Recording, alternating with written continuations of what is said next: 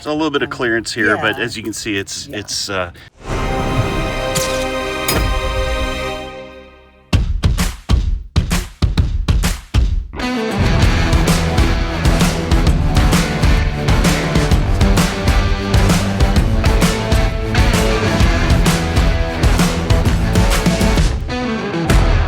Good morning. Good morning. How are you today? Good. It's a little brisk. It is.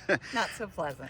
So we're here at Charleston Trailer. They're literally right down the street from us, as you saw from that long drive I just made. And they're going to help us kind of sort out the trailer. It's overall in pretty decent shape, but there's some things that we want to address on it. So introduce yourself and where are we? Sure. Hi, I'm Maggie Nielsen. I and my husband own Charleston Trailer. We have been on Franchise Street, North Charleston for about 14 years. We service almost all types of trailers as long as the axles are 7,000 pounds or less. We keep parts for do-it-yourselfers. We have a full-service shop, and we build new custom aluminum boat trailers. Why don't we kind of walk through and talk through sort of what you're going to do to the trailer? We can make it roadworthy. All right, sounds good. So first we want to check the hubs, which you did say previously that you had them changed before you drove this boat up to Charleston. Correct. So we're going to assume those are in good shape. We're still going to open them up and check, but likely we won't need to be doing anything there. The bunk brackets are obviously an issue. They're looking very rusty. What I notice on this trailer, which is a big issue with lots of trailers that are used in saltwater, you have a combination of aluminum and galvanized. Those two should never really be up against each other. They corrode the aluminum, and you end up destroying your cross members. So we want to look where we would see it be the worst, which is kind of right here, right here. Yours actually looks quite good. If anybody goes out and looks at their trailer in person, you can actually see where the U-bolts are here. This would be all degraded. And then you might also see under here that it's degrading. And what will eventually happen is either the U-bolt will break through the cross member or the bracket will cave into the cross member. So those are both obviously things that will damage your boat, require a tow truck, be a huge issue. So based on what we see, what I see, I think your cross members are going to be just fine. This isn't nearly as bad as a lot that we have seen. What I think we should do with the rear bunks, because obviously the carpet is all ripped off, the wood itself should be really good. It's rare we have to replace any of the wood rear bunks. But obviously the carpet is a mess. We want to get the brackets off. So you have a couple choices. We could do galvanized brackets again, or we could do aluminum. Aluminum might sound like the great choice because you're going to have it against aluminum cross members. The problem is if we don't know what type of wood this is and if there's any chemical treatment in the wood, it's going to start to destroy the back of the aluminum bracket. That's going to be a whole nother, even worse problem. So what we would prefer to do with this setup is take the boat off the trailer, take the wood bunks out, take all of the old carpet off, remove all of these brackets and hardware.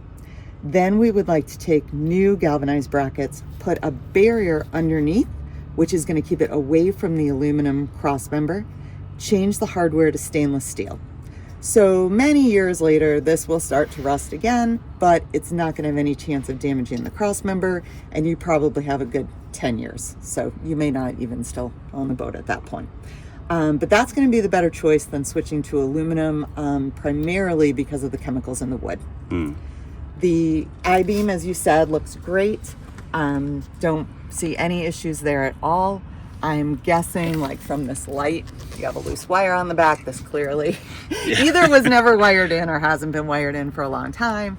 So we're going to check all of the wiring, make sure that you're getting power down the trailer, replace the marker light with a good submersible. Anytime you have a piece like this where you have a front and a back, that's not a sealed unit, so that's not going to last in saltwater very long. We use lights that are sealed and will last considerably longer. We're going to check your springs. So the springs, we're going to look for a couple things. We're going to look to see that they flattened out. They really should have a good curve to them. As they age, they eventually flatten out. We're also going to look at whether the leaves here are separating from each other. If you can see daylight through these leaves, that's a bad sign, and it's really time to replace your springs.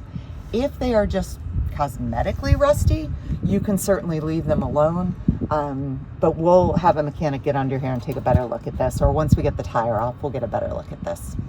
Another problem that we can talk about again about the dissimilar metal, you can see it really well here. You have an aluminum cross member, stainless hardware here, but yet this is galvanized and this is galvanized. So you can see all this corrosion down here. So we're gonna need to get this cross member out to salvage this, get the side guide out to salvage this cross member, or else this is gonna snap. They'll break off right here. And that's obviously not great for your boat. No. Especially when you probably need it most, which is loading the boat. You put a little load against it at the ramp and it goes pop into the water. Yes, yeah, so that would be quite bad. Up front, hey, Pooch, you have what's called a Y bunk. They're not the greatest design. They're much less expensive for the manufacturers to build with. What we really should have would be target bunks that run up the trailer and support the bow of the boat, help with loading, unloading. It's a very expensive addition, the way that your trailer is set up, because we would need to install another cross member. We would need to build the bunk system. We need to use a lot of aluminum bracketing and stainless steel. So I think from having talked to you previously, we're not going to go with that route. The Y bunk does work fine. It's obviously been on this trailer for several years. I think we're going to try and put a new plate up here so that the metal isn't on the boat. There should be like a nylon piece here protecting the hull of the boat. The reason we don't love these is that it's basically just a sharp edge, and as you're loading and unloading, it's really easy to do some keel damage. But the trailer wasn't designed to take target bunks, and it's a big add at this stage, the way that this trailer is set up. Did you mention something was going on here? Yeah, you can see it's bent, it's twisted. Yes, yeah, I see it now. So if the post is straight, we'll reuse the post, change this bracket to obviously a straight bracket, makes the loading and unloading easier. This normally happens if you hit the winch post way too hard when you're loading the boat. It shouldn't really bend, but if you do hit it really hard, then you can bend it. Right. And obviously we keep lots of those parts in stock. And then I think the other thing we wanted to address was the fender on the other side. Yes, hop on over. Okay, so a little bit of damage. People run into the gas station posts, people run into their fences. All of this is hard bolted to the I-beam. So we're gonna take this step off, take the fender off, replace the fender and the step so that it looks nice again. It's not truly an issue because the tire isn't hitting the fender. So if you damage yours and you don't want to fix it, just make sure your tire isn't hitting the fender. There's a little bit of clearance here, but as you can see, it's a bit janky. Yeah, So, it looks really bad. You're doing all of this work. Exactly. Let's get this taken care of so too. We're gonna fix the fenders, but you can see, overall it's in okay shape. It's just seen some age, and they can't be ignored forever. We actually bought the boat out of Savannah, Georgia, and trailering it back. It trailered great. Certainly there are things that need to be addressed, but the performance of the trailer was fine, so there's really no reason to scrap it, get rid of it, put a little bit of elbow grease, a little bit of logical parts in the right place, and reuse it for another, to your point, 10 plus years, if not more. Yep. Cool.